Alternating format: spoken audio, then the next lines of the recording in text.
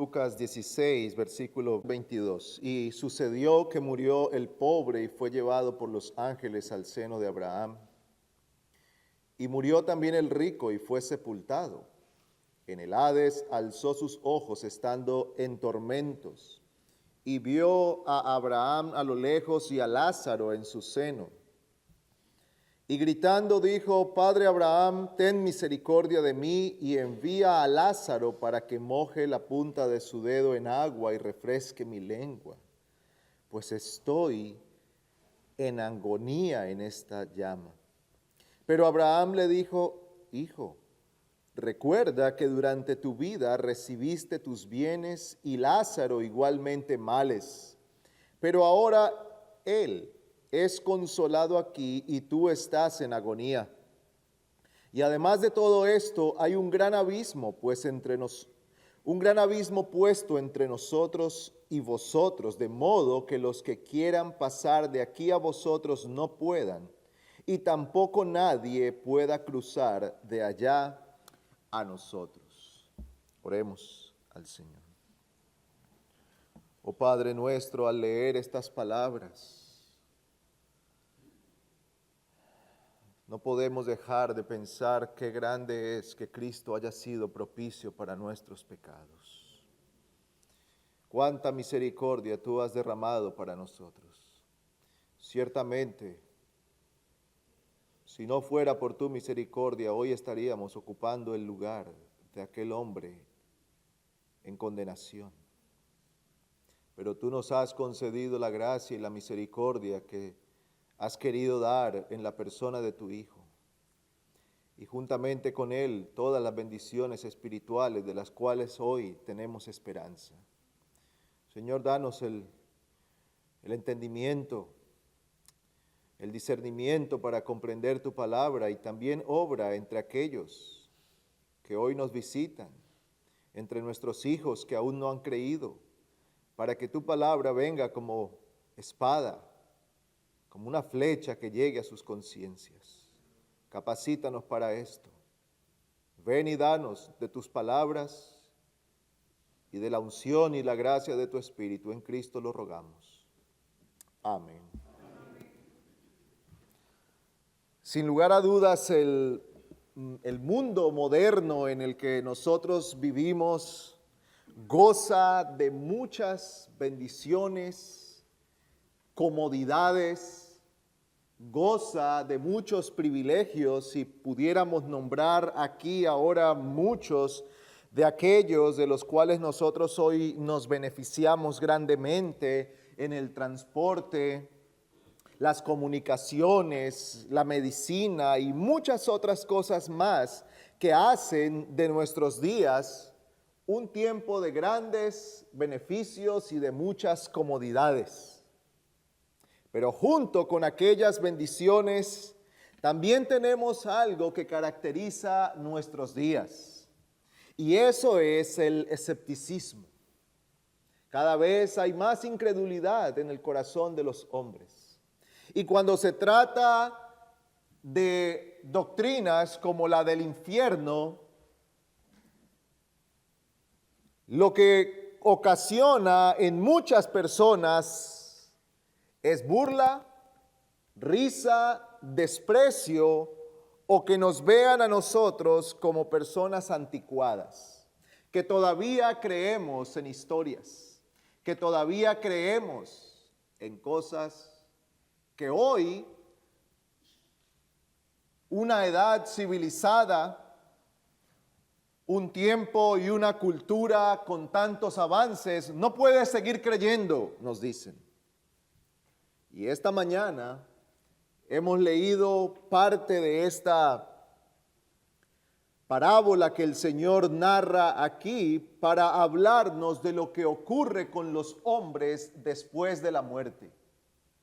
Todos los hombres hemos nacido en este mundo, tenemos la bendición de vivir, sea poco o sea mucho tiempo, pero luego todos nos encontramos frente a una misma realidad, la muerte. Y después de la muerte viene entonces la eternidad. Y solo hay dos lugares posibles a los cuales una persona llegará. Hemos visto anteriormente cómo se narra la partida de Lázaro, un hombre que fue llevado a la misma presencia de Dios para gozar de todas las bendiciones que Dios ha prometido en su palabra. Pero ahora nos encontramos que hay otro personaje y su destino es completamente opuesto. Este hombre no se encuentra en el cielo. Cuando él muere, en el instante siguiente después de su partida, no se ve delante de la presencia de Dios recibiendo los consuelos de Dios. No está en lo que la parábola llama el seno de Abraham, aquella presencia especial de Dios, aquel lugar de reposo, de consuelo, aquel lugar donde es enjugada toda lágrima y donde todos los males han pasado para siempre y se goza de la presencia misma de Dios y del Cordero. Aquel lugar donde ya no hay llanto, ni tristeza, ni dolor, sino que todas esas cosas han pasado y es lo que pudiéramos nosotros resumir en una palabra: gloria. Este hombre no se encuentra allí. Dice el versículo 23, en el Hades alzó sus ojos y estaba en tormentos. Versículo 24, y gritando dijo: Padre, ten misericordia de mí, pues estoy en agonía en esta llama. Y Abraham en el versículo 25 le responde: pero ahora él es consolado aquí y tú estás en agonía. Agonía, agonía, angustia, dolor. Esas son las palabras con que se describe el lugar al cual llegó el hombre rico. Esta es la descripción de alguien que vive sin Dios, muere sin Cristo y pasará la eternidad apartado de Dios, en aquel lugar que ha sido preparado para el diablo, sus ángeles y todos aquellos que se han resistido a venir al Señor en arrepentimiento. Ese es el infierno. Y decíamos al principio, una de las cosas que más encontramos en nuestros días es escepticismo. ¿Tú sigues creyendo en el infierno?, dice la gente. ¿Todavía crees en tal cosa? Pues en esta mañana nosotros nos ocuparemos de lo que el Señor dice acerca del infierno. No importa lo que el mundo piense del infierno, no importa lo que algunos líderes religiosos piensen del infierno, no importa lo que algunas religiones y sectas piensen del infierno, es más, no importa lo que tú y yo pensemos del infierno, es que dice la Biblia acerca de él. ¿Qué dice el Señor Jesucristo? Pues consideremos algunas instrucciones o enseñanzas que podemos tomar de este pasaje. Y en primer lugar, nosotros encontramos que el infierno es descrito por el Señor Jesucristo como un lugar real. Es un lugar real. Este texto define o nos señala al infierno como un lugar real. Es un lugar que Dios ha establecido para el castigo de los hombres. Y es un lugar real, tan real como el cielo al que fue llevado Lázaro. Y si en nosotros se despierta mucho ánimo y esperanza al oír del lugar al que fue llevado Lázaro, de esa misma manera debe despertarse en nosotros horror al considerar el infierno, porque es igualmente un lugar real. Así lo describe el Señor Jesucristo. Así él habla de ese lugar. Dice que el hombre rico fue enviado allí. Y aunque no lo dice literalmente, nos damos cuenta que él, cuando alza sus ojos, es ubicado en la parábola como uno que está en un lugar de tormento, en un lugar de agonía. Pues en primer lugar, el infierno es un lugar real. Así lo enseña el Señor Jesucristo. Mire lo que dice Marcos capítulo 9. Marcos capítulo 9, versículo 43. El Señor está hablando, es un pasaje paralelo o que usa palabras muy similares a las que estábamos leyendo ahora en Mateo 5. Dice el Señor: y si tu mano te es ocasión de pecar, córtala. Te es mejor entrar en la vida manco que teniendo las dos manos ir al infierno. El Señor allí habla del infierno como un lugar, es un lugar real al que los hombres pueden ir, al que los hombres van a menos que sean salvados por el Señor. A menos que traten con su pecado. Es lo que el Señor está diciendo aquí. A menos que tú trates con tu pecado, si no tratas con tu pecado, entonces el lugar al que irás será el infierno. Es un lugar real. Y se describe con palabras terribles. Dice el Señor: al fuego inextinguible, versículo 44, donde el gusano de ellos no muere y el fuego no se apaga. Y si tu pie te es ocasión de pecar, córtalo. Te es mejor entrar cojo a la vida que teniendo los dos pies ser echado al infierno, donde el gusano de ellos no muere y el fuego no se apaga. Es un lugar del cual el Señor Jesucristo habla con toda claridad. Cristo, el manso, el amoroso, el misericordioso, el manso y humilde de corazón, Dios hombre, la manifestación del amor de Dios. De tal manera amó Dios al mundo que envió a su Hijo Cristo, la manifestación del amor de Dios, quien se entregó por amor y compasión a nosotros. Él mismo habla del infierno. Él mismo enseña del infierno. Él mismo creía en el infierno. El Señor habló del infierno y lo describió como un lugar real. Es un lugar real. Es un lugar del que el Señor Jesucristo nos habla. Es un lugar del cual el mismo Señor Jesucristo nos enseña que es, dice allí en Marcos, es un lugar de fuego, fuego inextinguible, donde el gusano no muere y el fuego no se apaga. Agonía, dolor,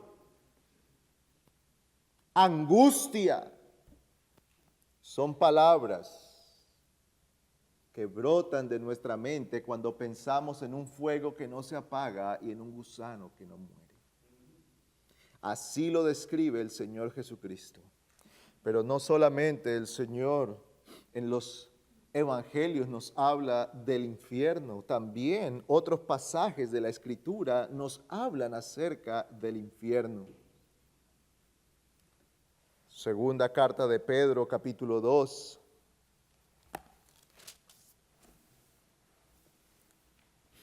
Segunda de Pedro 2, 17 dice, hablando de los falsos profetas y maestros, estos son manantiales sin agua, bruma impulsada por una tormenta para quienes está reservada la oscuridad de las tinieblas.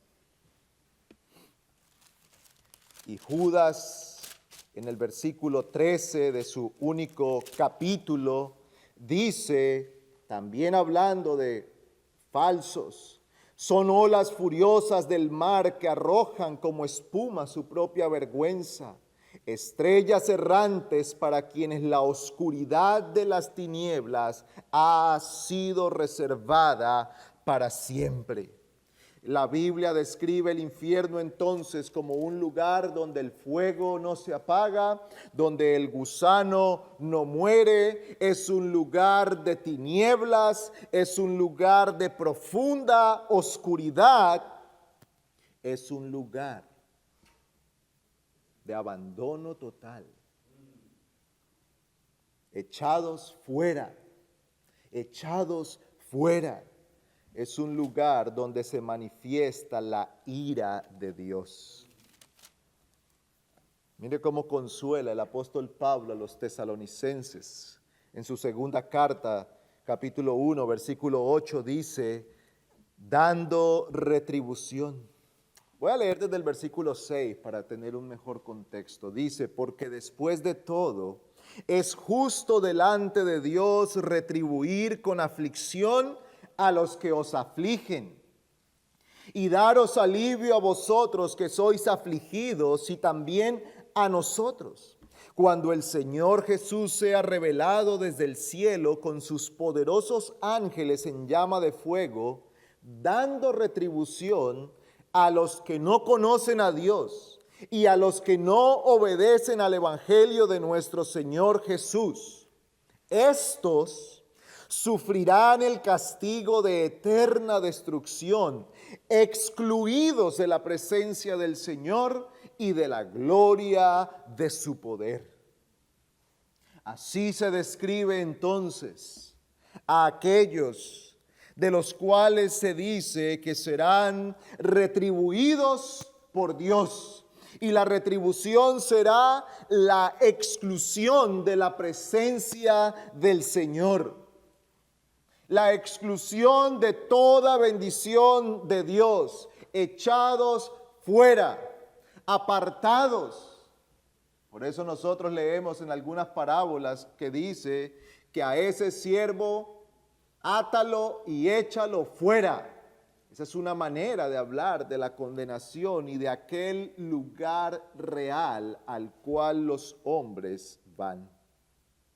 Pues en primer lugar, entonces, nosotros podemos ver a la luz de la parábola y de otros pasajes que nos habla la Escritura, que el infierno no es imaginación, no es un invento de la iglesia, no es el infierno una manera de manipularle,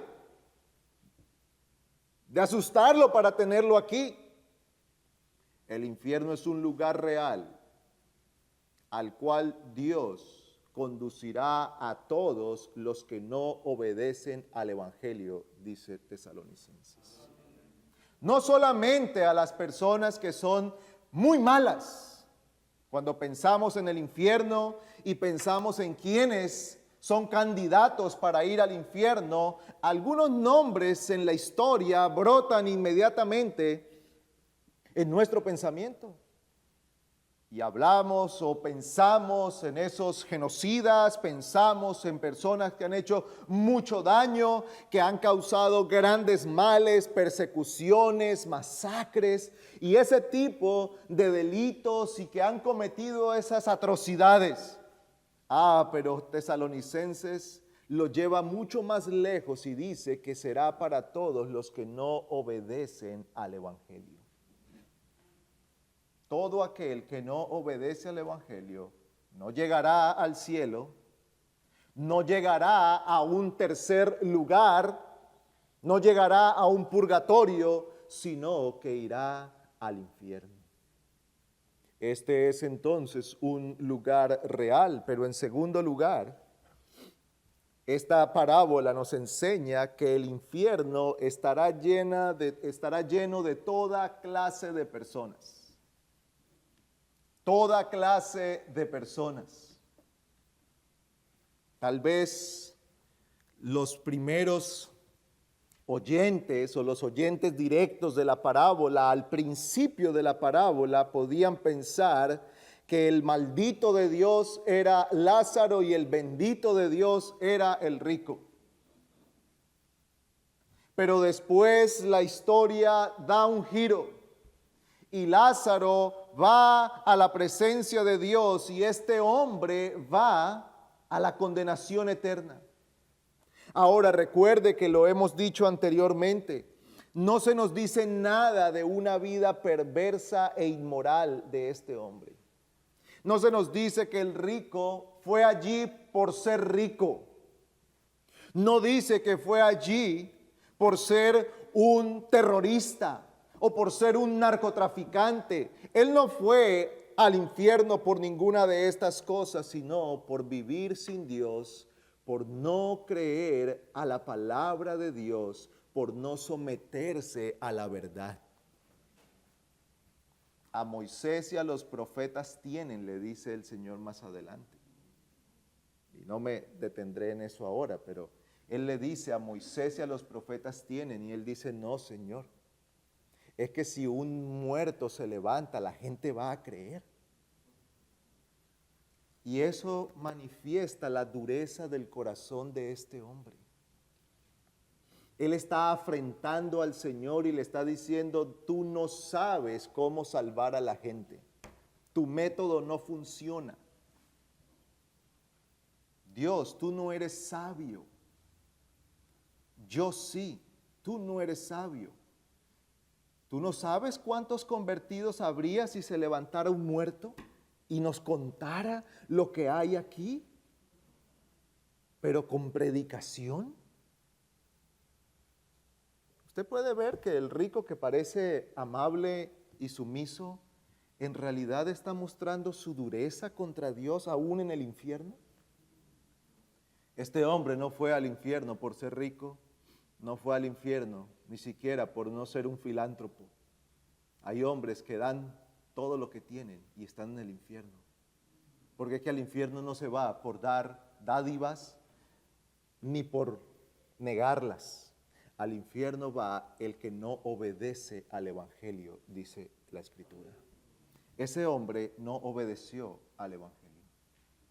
Entonces el infierno está lleno de toda clase de personas, ateos y religiosos, cristianos nominales estarán en el infierno si tú no crees en el Evangelio, aunque te llames cristiano, pero si el Evangelio no ha venido a hacer la obra en tu corazón y no te has sometido a Cristo, no te has arrepentido de tus pecados y no has entregado tu alma en plena confianza a Cristo y sus méritos, no importa cuán religioso seas, no importa cuánto sigas los rituales externos, nada de esto vale a menos que tu vida sea sometida completamente a Cristo.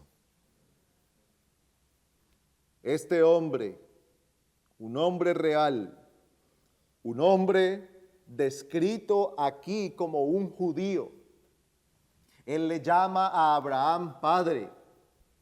Cuando Abraham le habla de Moisés y los profetas, él sabía de qué él estaba hablando. Era un hombre que tenía conocimiento religioso. Era un hombre que tenía linaje. Era un judío que creía que iba a ir al cielo por ser judío. Y el Señor pone a este personaje en la parábola para mostrar a aquellos hombres que no es por filiaciones religiosas. No es por familiaridad. Tú no vas al cielo por ser hijo de creyentes. Tú no vas al cielo por hacerte miembro de la iglesia. Se espera que todos los miembros sean creyentes. Pero tú pudieras llegar a ser miembro y no ser creyente. y pudieras llegar a ser miembro de la iglesia local, pero no ser miembro del cuerpo de Cristo. Por eso necesitas venir a Cristo y asegurarte que estás en la fe. El infierno será lleno de toda clase de personas, no solamente esos malvados que vienen a nuestra mente, no solo aquellos que vienen a nuestros pensamientos, no solo los malvados de la historia, los terroristas, los genocidas. Todo hombre que no se arrepiente estará en aquel lugar. Hermanos, y este es un momento para detenernos aquí y pensar en algo. La gente que tú y yo conocemos, si no se arrepiente, estará en el infierno. Yo sé que esto viene continuamente a nuestro pensamiento, pero es necesario que lo volvamos a traer ahora a nuestra mente, porque eso nos debe llevar a tener una disposición diferente para clamar al Señor por la salvación de sus almas. Nuestros hijos que están aquí, si no se arrepienten, un día estarán al lado del rico. Nuestros amigos que están aquí, si no se arrepienten, un día estarán al lado del rico. Por eso necesitamos mantener la fidelidad de la predicación, porque la fe viene por el oír y el oír la palabra del Señor. Por eso necesitamos ir una y otra vez al trono de la gracia para clamar misericordia, porque solo Dios puede salvar a los hombres. La salvación es del Señor, no es nuestra, no son nuestras fuerzas, no es nuestro poder de convencimiento, es el poder de Cristo el que traerá la palabra y la aplicará con poder a los corazones. Personas que son de nuestras entrañas y nuestros afectos, si no se arrepienten, estarán allí, porque allí estará todo el que no obedece al Evangelio. Sí, los malvados, los terroristas, sí, también. Pero si tú no te arrepientes, tú estarás allí. Por eso el Señor te llama a venir hoy a Él. Por eso el Señor te dice que te reconcilies hoy con Él a través de Cristo. Por eso el apóstol decía, como si Dios rogase por medio de nosotros, os rogamos, reconciliaos con Dios. Hijos nuestros, reconcíliense con el Señor. Vengan a Cristo, acudan a Él para ser perdonados de sus pecados. Hoy, la buena voluntad del Señor está abierta para todo aquel que viene a Él en arrepentimiento. Acude al Señor, porque en el infierno habrá toda clase de personas. Todo tipo de personas estará allí. Los que rechazan a Cristo, los que se declaran ateos, los que son hostiles contra el Evangelio, pero los que mantienen la dureza desde una cara amable. Hay personas a las que intentamos hablar del Evangelio y nos dicen, no me hable de eso. Yo no quiero saber nada de eso. Si quiere seguir siendo mi amigo, no me hable de religión. Aún familiares nuestros llegan a hacer tales cosas. Sí, si esa persona no se arrepiente, va al infierno. Pero ¿sabe? Hay otro que está en la misma condición. El que siempre dice que sí. Sí, es verdad. Usted tiene razón. Sí, sabe que sí, no, sí, yo creo, sí, la Biblia dice la verdad. No, usted tiene toda la razón. Y pregunta después del culto acerca del sermón y dice, sí, el predicador estaba diciendo la verdad. Yo creo que eso es cierto, pero esa persona no se arrepiente. Ese también estará en el infierno. Si tú eres uno de esos, huye de esa condición. Tú no irás al cielo por decir, yo creo que la Biblia es la verdad. Tú no irás al cielo por decir, yo creo que Cristo vino para morir y salvar a los pecadores.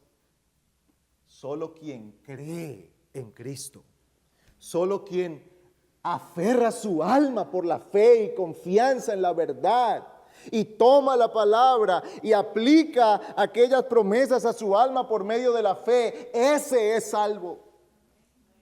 Huye de aquel estado de dureza amable. Huye de aquel estado de dureza sonriente. Eres hostil contra Dios, pero nos sonríes y nos dices, sí, yo sé que eso es cierto. Sí, yo sé que tengo que empezar a leer la Biblia. Sí, yo sé que tengo que acompañarlo algún día al culto. Algún día lo acompañaré a la iglesia. Si tú sigues en esa condición, si tu familiar sigue en esa condición, estará en el infierno. Hermanos, por eso necesitamos clamar para que el Señor quebrante aquella roca.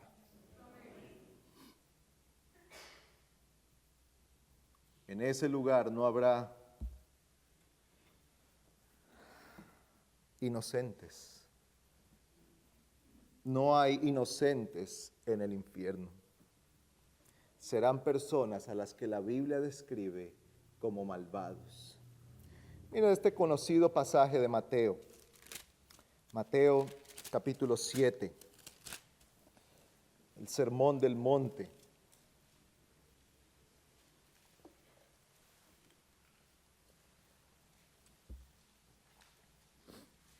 Mateo capítulo 7, versículo 21. Dice el Señor unas palabras que ponen temor.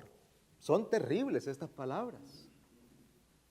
No todo el que me dice Señor, Señor, entrará en el reino de los cielos, sino el que hace la voluntad de mi Padre que está en los cielos. Muchos me dirán en aquel día, Señor, Señor, ¿no profetizamos en tu nombre y en tu nombre echamos fuera demonios y en tu nombre hicimos muchos milagros? Y entonces les declararé, jamás os conocí. Apartaos de mí los que practicáis la iniquidad. ¿Qué palabras tan terribles? ¡Qué palabras terribles! Porque el Señor no está diciendo que solamente aquellos que son abiertamente perversos, inmorales, solamente aquellos que son abiertamente ateos, estarán entre los que el Señor les dirá, apartaos de mí, sino que habrá unos, dice el Señor, muchos me dirán en aquel día, Señor, en tu nombre profetizamos, en tu nombre echamos fuera demonios, en tu nombre hicimos muchos milagros. En tu nombre, Señor, éramos de los tuyos. Éramos de los tuyos, Señor. En tu nombre profetizábamos. Mira todo lo que hicimos en tu nombre, Señor. Y hay un pasaje paralelo de esto en Lucas, capítulo 13. El Señor incluye algunas palabras más. Versículo 25, Lucas 13, 25. Dice, después que el dueño de la casa se levante y cierre la puerta, y vosotros estando fuera comencéis a llamar a la puerta diciendo, Señor, ábrenos. Él respondiendo os dirá, no sé de dónde sois. Entonces comenzaréis a decir, comimos y bebimos en tu presencia y enseñaste en nuestras calles. Y él dirá, os digo que no sé de dónde sois, apartaos de mí todos los que hacéis iniquidad. Allí será el llanto y el crujir de dientes cuando veáis a Abraham, a Isaac, a Jacob y a todos los profetas en el reino de Dios, pero vosotros echados fuera. Estas personas de las que el Señor habla aquí no solamente eran de los que hacían milagros, profetizaban y echaban fuera demonios. Ellos están apelando a una cercanía con Él. Señor, estuvimos cerca de ti, comimos y bebimos contigo. Había una relación. Señor, estábamos cerca de ti. Es más, ¿sabes? Señor, enseñaste en nuestras calles. Nosotros no fuimos de los pueblos que jamás supieron de ti. No, Señor, nosotros éramos de los que comíamos contigo, éramos amigos. Señor, escuchábamos tus enseñanzas. ¿Y qué les dice el Señor? Apartaos de mí. Y en los dos pasajes repite la misma razón. Apartaos de mí todos los que hacéis, los que practicáis la iniquidad, la maldad, la rebelión, el pecado.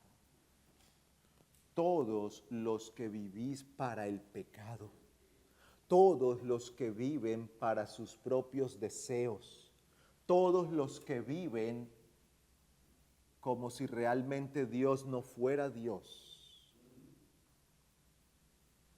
son Dios para sí mismos, hacen su propia voluntad, siguen sus propios pensamientos, son ley para sí mismos.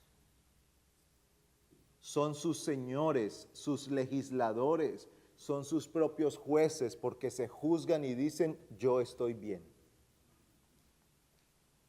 Ellos mismos se otorgan el derecho al cielo porque se pasan un juicio y dicen, yo estoy bien.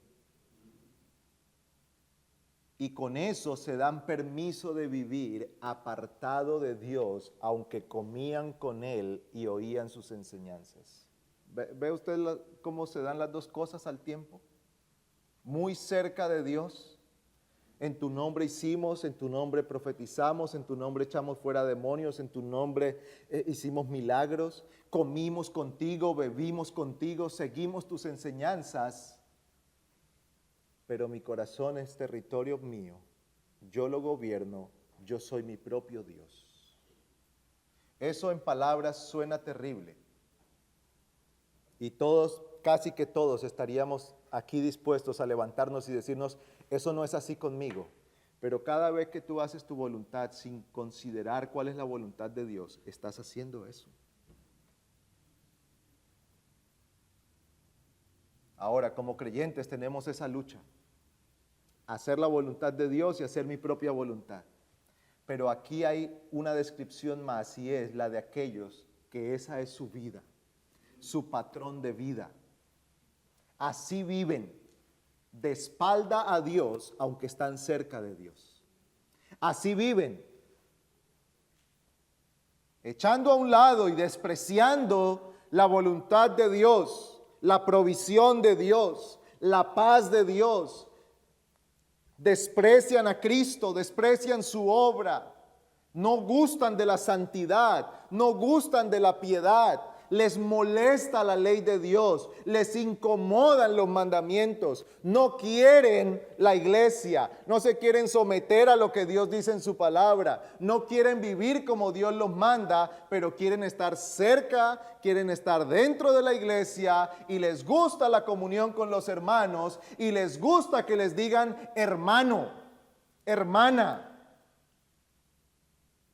Si esa es tu condición, tú estás engañado y no estarás en el cielo, sino con el rico en el infierno.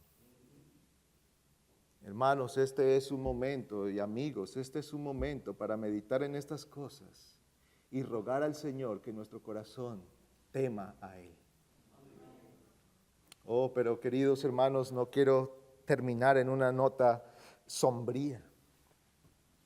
Puede ver usted la gracia que Dios ha tenido para con nosotros. considere la misericordia con que Dios nos ha alcanzado.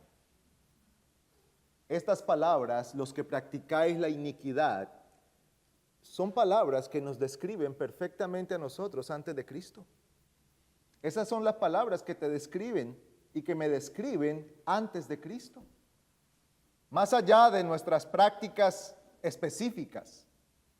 Pero estas palabras son las que describen a todo hombre, el que practica la iniquidad, ya sea desde la inmoralidad o ya sea desde la respetabilidad moral. Muy respetable en su moralidad o muy perverso en su inmoralidad. El uno y el otro está perdido. El Señor te rescató de grandes vicios o te rescató del fariseísmo.